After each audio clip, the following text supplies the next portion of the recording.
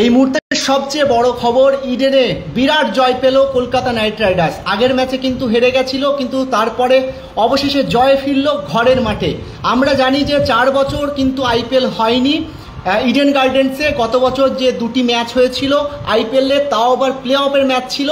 তো বিরাট জয় পেল, এবং আমরা যেটা সন্ধ্যেবেলায় এনবিটিভির তরফ থেকে আমরা গিয়েছিলাম ইডেন গার্ডেনে, সেখানে দেখছিলাম যে প্রচুর মানুষের ভিড়, এবং সেখানে যেরকমটা নাইট রাইডার্সের সমর্থক ছিল তেমনই কিন্তু রয়্যাল চ্যালেঞ্জার্স ব্যাঙ্গালোরের সাপোর্টারও কিন্তু ছিল। কারণ বিরাট কোহলির জন্য প্রচুর সমর্থক কিন্তু ইডেন গার্ডেন্সে এসেছিল, এবং 4 বছর পর ইডেন গার্ডেন্সে কলকাতা নাইট রাইডার্স ফিরে কিন্তু অবশেষে হতাশ করলো না সমর্থকদের। 81 রানে বড় জয় পেল, তাও আবার বিরাট কোহলির মতো দলকে। আমরা জানি যে আগের যে সমস্ত রেকর্ড রয়েছে সেক্ষেত্রে কিন্তু আরসিবির রেকর্ড খুবই বাজে কলকাতা নাইট রাইডার্সের বিরুদ্ধে, তেমনটা অটুট রাখলো কলকাতা নাইট রাইডার্স, সেই রেকর্ড কিন্তু বজায় রাখলো আরসিবির বিরুদ্ধে। এবং আজকে যেটা দেখছিলাম যে কলকাতা নাইট রাইডার্স প্রথমে ব্যাট করছিল, এবং সেক্ষেত্রে একটা সময় মনে হচ্ছিল যে কলকাতার বড় রান করা কিন্তু একেবারে অসম্ভব বলে মনে করা হচ্ছিল। কিন্তু তারপরেও লর্ড শরদুল বিরাট একটা ইনিংস খেললেন, যে জন্য এত বড় স্কোর 205 রানের লক্ষ্যমাত্রা দিয়েছিল কলকাতা নাইট রাইডার্স। মানে জাস্ট ভাবা যায়, প্রথমে গুরবাজ দিয়ে শুরু হয়েছিল এবং 57 রানের ঝকঝকে ইনিংস খেলেছিলেন তিনি। আফগান ক্রিকেটার, উইকেট রক্ষক, ব্যাটসম্যান, 57 রানের ঝকঝকে ইনিংস খেলেছিলেন। তারপরে যেমনটা দেখছিলাম, ক্যাপ্টেন কিন্তু অবশ্যই ব্যর্থ হয়েছেন।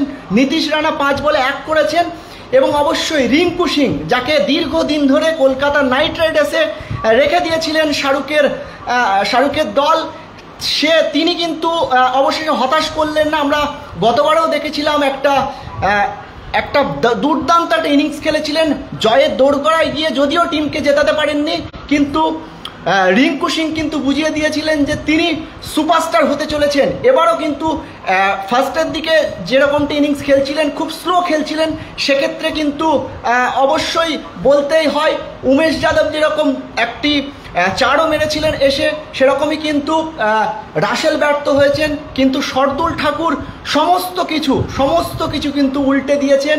তার ব্যাটিং জাদুতে একেবারে মুগ্ধ কলকাতার সমর্থকরা, কারণ তিনি করেছেন 29 বলে 68 রানের ঝকঝকে ইনিংস।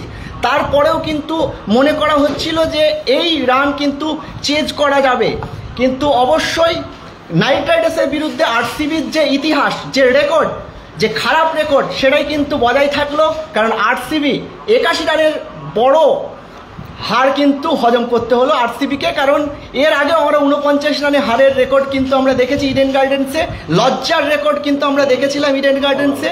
এবারও কিন্তু অবশ্যই যেটা দেখতে পাচ্ছি যে 205 রানের লক্ষ্যমাত্রা যখন দিল, তখন মনে করা হচ্ছিল যে বিরাট কোহলি হয়তো ভালো খেলবেন, কারণ আমরা দেখেছি যে ইডেন গার্ডেন্সের মতো মাঠে বিরাট কোহলির প্রচুর ভক্ত এসছে। আমরা এনবিটিভির তরফ থেকে সন্ধ্যেবেলা ইডেনের সামনে গিয়েও ছিলাম, সেখানে দেখছিলাম প্রচুর ভক্ত রয়েছে যারা আরসিবি এবং বিরাট কোহলির জন্যই মূলত ইডেন গার্ডেন্সে গিয়েছিলেন। কিন্তু আজকে অবশ্যই হতাশ করলেন বিরাট কোহলি। আমরা দেখেছি বিরাট কোহলি আজকে 18 বলে 21 করেছিলেন, এবং তারপরে ক্যাপ্টেন ফাফ দুপ্লেসিস কিন্তু অবশ্যই তিনিও হতাশ করেছেন, 23 রানস করেছেন, এবং ব্রেসওয়েল তিনিও কিন্তু 19 করেছেন। মানে বলা যেতে পারে যে 3 অঙ্ক কিন্তু কেউ ছুঁতে পারেননি। তো যেমনটা দেখতে পাচ্ছি যে 23 রান করেছেন সর্বোচ্চ, তা আবার ক্যাপ্টেন ফাফ দুপ্লেসিস, এবং দুর্দান্ত বলিং। একেবারে বলা যেতে পারে যে কলকাতার যে স্পিনিং অ্যাটাক, নারিনকে দিয়ে যেভাবে শুরু করা হয়েছিল, এবং অবশ্যই চক্রবর্তীকে দিয়ে একেবারে আরসিবির ইনিংস কিন্তু তাসের ঘরের মতো ভেঙে পড়ছিল, এবং অবশেষে 81 রানের বড় জয় পেল কলকাতা নাইট রাইডার্স। আবার যদি আরসিবির ইনিংসের দিকে নজর রাখা যায়, তাহলে আরসিবির যদি দেখা যায় যে ব্রেসওয়েল যেরকমটা 18 বলে 19 করেছেন, গ্লেন ম্যাক্সওয়েল 7 বলে 5 করেছেন, হার্ষাল প্যাটেলকে ওপরে নামানো হয়েছিল যাতে একটা ফটকা খেলে দিতে পারেন, কিন্তু তিনিও ব্যর্থ। যদি কলকাতার বোলারদের কথা বলা যায়, উমেশ যাদব যদিও ফাস্ট বোলারদের সেরকম কোনো রকম সুবিধা করতে পারেননি ফাস্ট বোলাররা, কিন্তু সুনীল নারিন 2 উইকেট পেয়েছেন, দুর্দান্ত বোলিং করেছেন। বরুণ চক্রবর্তীর যে আগের যে ফর্ম, সেটা যেন ফিরে পেয়েছেন। আমরা গতবারে দেখেছি বরুণ চক্রবর্তী কিন্তু সেইভাবে জ্বলে উঠতে পারেননি, কারণ তার আগের বছরে খুব ভালো ফর্মে ছিলেন, সেই জন্য টি-20 ওয়ার্ল্ড কাপেও সুযোগ দেওয়া হয়েছিল। কিন্তু বারবার কলকাতা নাইট রাইডার্সের হয়ে 2022 আইপিএলে তিনি ব্যর্থ হচ্ছিলেন, এবং তার আগেও তার আগেও কিন্তু সফল ছিলেন, সেই জন্য টি-20 ওয়ার্ল্ড কাপের দলে তিনি ছিলেন, কিন্তু ব্যর্থ হওয়ার পর 2022 টি-20 ওয়ার্ল্ড কাপ থেকে তাকে বাদ দিয়ে দেওয়া হয়।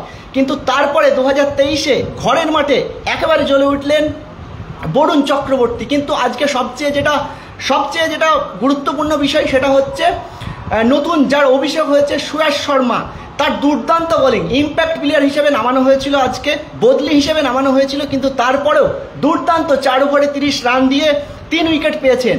সেই সঙ্গে একেবারে বলা যেতে পারে যে কলকাতা নাইট রাইডার্সের বোলারদের, বিশেষ করে স্পিনার বোলারদের দাপটই কিন্তু আজকে দেখা গিয়েছে, যে জন্য রয়্যাল চ্যালেঞ্জার্স ব্যাঙ্গালোরের ব্যাটিং লাইন আপ তাসের ঘরের মতো ভেঙে পড়েছে। আর সেই জন্যই এত বড় জয় পেল কলকাতা নাইট রাইডার্স। 81 রানের বড় জয় নিঃসন্দেহে কলকাতাকে অক্সিজেন দিবে, বাড়তি অক্সিজেন দিবে, কারণ গত ম্যাচে হারের পর কিন্তু এটাই ঘুরে দাঁড়ানো লড়াই ছিল।